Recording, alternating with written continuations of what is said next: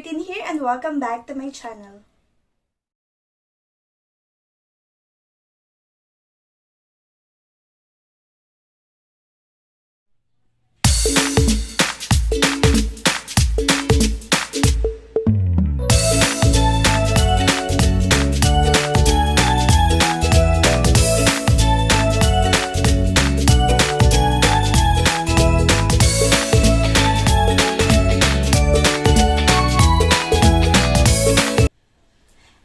Today's video. So, syempre, ito nga yung panahon na sobrang init and kung di naman tayo mag-aircon, syempre lalaki yung bill natin and kung mag-electric fan lang tayo, ano yung mga simplest way tulad na lang na i-unboxing natin ngayon na Iwata Air-Cooled Z-16. So, ito ngayon. So, don't worry, medyo maliit lang yan and sobrang cute lang niya and yung pinaka-length niya sobrang cute. And eto ngayon, so, i-unboxing natin and lahat ng function niya, iisa-isahin natin yan at kung paano gagamitin. So, start lang natin dito sa, ayan, cooling power niya yung 65 and then yung 3-in-1, air cooler, air purifier, and humidifier siya. So, 3-speed choices. And yung pang fourth is automatic, horizontal, and mechanical, vertical swing siya. So, pwede siya pag ganon-ganon. Ayan, pag ganon-ganon. And large capacity and durable water tank. So, sobrang laki ng tank niya. So, maximum siya, abot at least 10-12 hours or more. Kasi, na-try ko na siya and ayun nga, sobrang hindi ka kailangan lagi mag-top up ng water. And easy movement and 8 liters water tank capacity. So, 8 liters na yan, sobrang dami na ng water na mailalagay.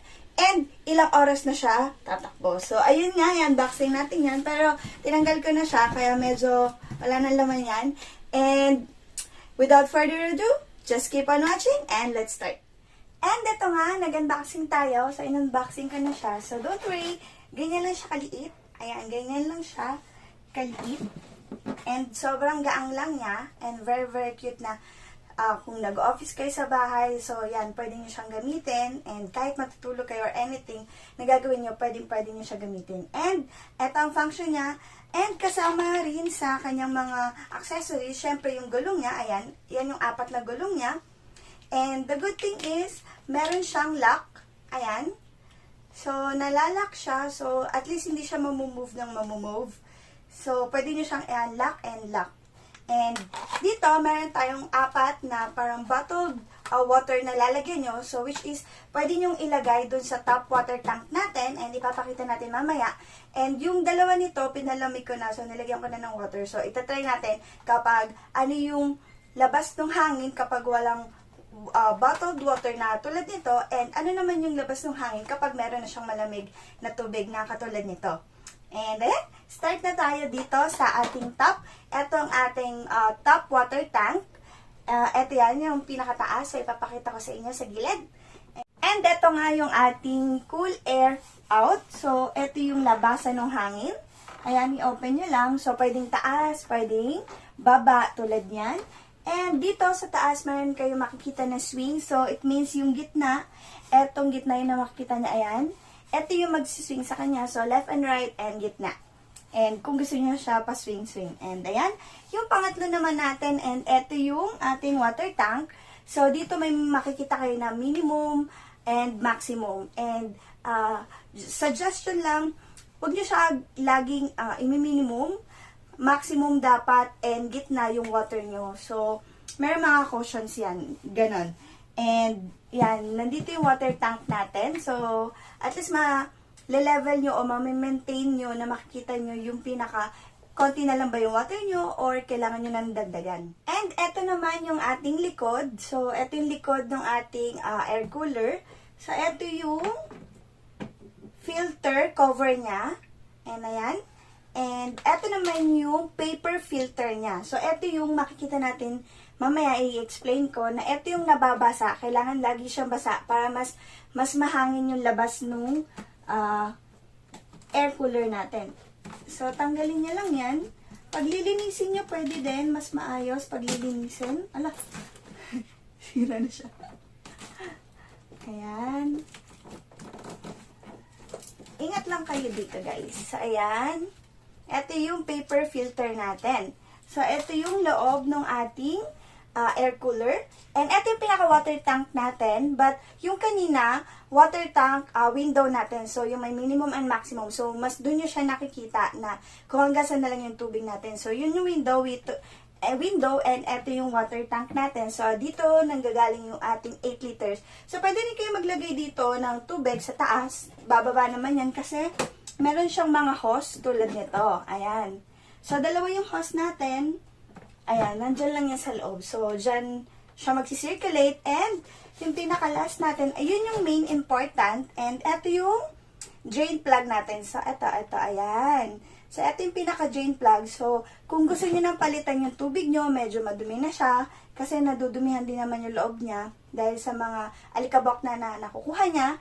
And, i-drain nyo lang siya pa ganyan. So, dito lalabas yung tubig and make it sure na talagang naka-close siya or mahigpit yung pagkaka-push nyo sa kanya para hindi tumagas yung tubig. And ayan. Ayan.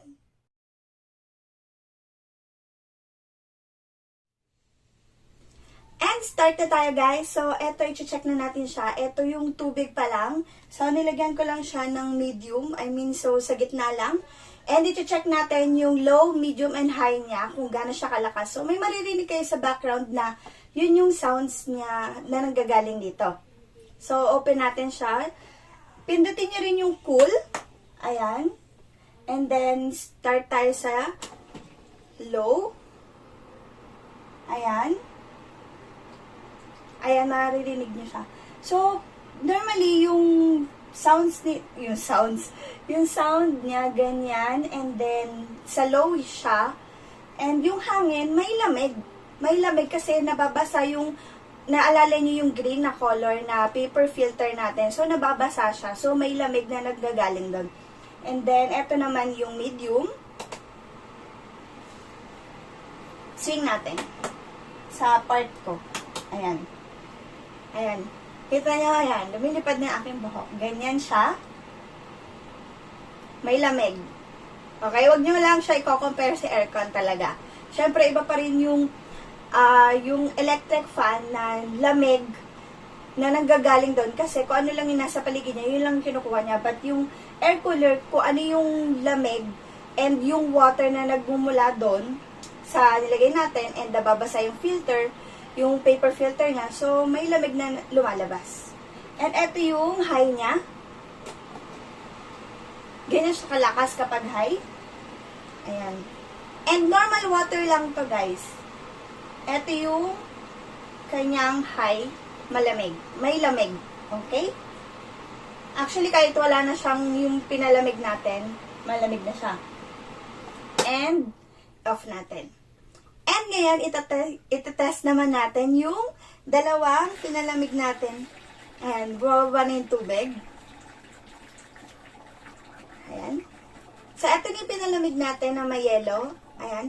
Huwag nyo lang masyadong punuin. Nagtitira lang ako at least hanggang dito yung tubig. Ayan. Nandyan lang. Huwag nyo siya masyadong punuin. Lalagay lang natin dito yan sa gitna. And ayan. So, pwede nyo i-close yan. Hindi ko lang kinlose. Open natin ang ayan. Medyo ilang minutes pa naman yun. Kasi yung water, ina-absorb pa niya yung lamig.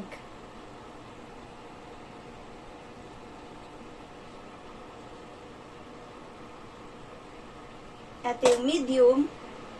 Almost the same pa rin siya kasi medyo hindi pa malamig. Try natin ng mga ilang minutes. Mga 2 minutes. 2 minutes.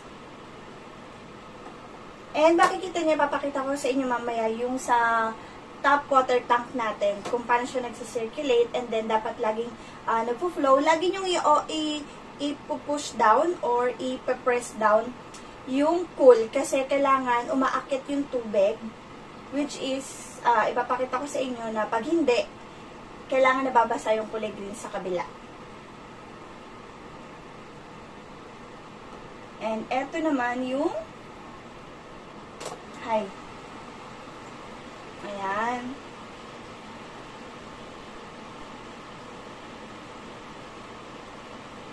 And honestly guys, yes, nakakatulong ang air cooler para maibsan yung sobrang init na nanggagaling lang sa electric fan. And, ayan talaga, may lamig naman talaga siya.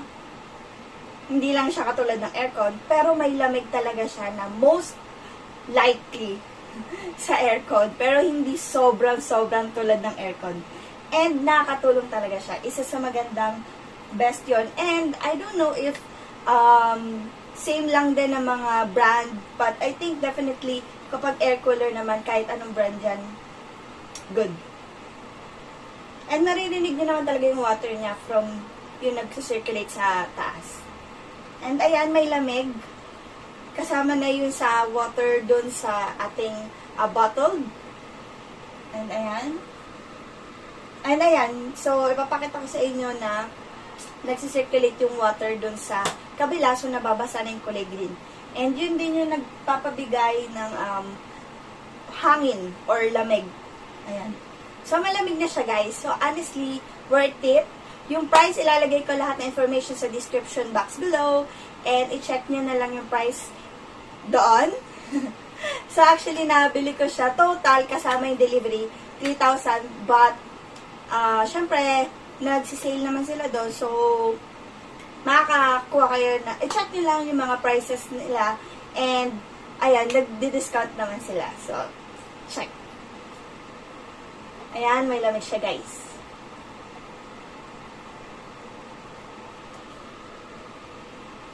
At nakakatulong kung maglalagay kayo ng mga malamig na water. Honestly, mas makakatulong siya kapag maglalagay kayo ng malamig na water or mga ice cubes sa taas. Kasi natutunaw siya. So, start tayo, guys. Meron tayo makikita dito sa ating left, yung button, cool, off, low, medium, and high. And yung swing natin. And then, lagi natin itong ipapress down. Ayan. Ipapress down natin. And then, makikita natin dito yung low. So, nakita nyo na nag-circulate na yung water pataas.